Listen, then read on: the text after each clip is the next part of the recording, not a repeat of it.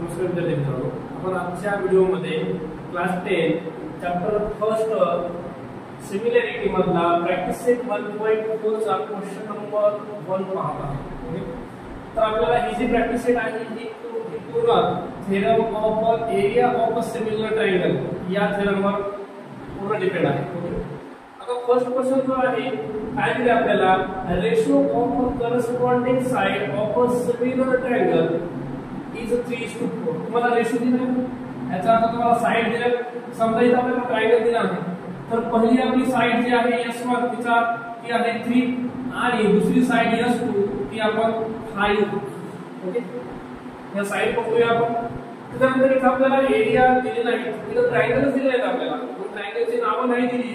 तर first ट्रायंगलचा area समजा A1 आहे आणि सेकंड ट्रायंगलचा एरिया A2 आहे. ओके, तर आपल्याला एरियाचा रेशो काढायचा आहे, तर आपल्याला थेरम वापरायचा आहे.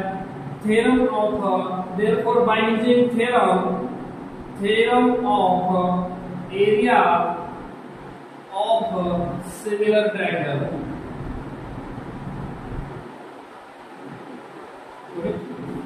या थेरमनुसार आपल्याला असं लिहिता येईल की A1 हा फर्स्ट ट्रायंगलचा एरिया अपॉन A2 हा सेकंड ट्रायंगलचा एरिया हा इक्वल असतो S1 ही फर्स्ट साइड आहे स्क्वेअर अपॉन S2 सेकंड साइडचा स्क्वेअर. सेकंड ट्रायंगलची जी करस्पॉन्डिंग साइड आहे तिचा स्क्वेअर. आता आपल्याला साइडच्या व्हॅल्यू आहेत त्या व्हॅल्यू टाकून देऊया आपण. म्हणजे A1 upon A2 is equal to 3 square upon 5 square. Squaring करून घेऊया.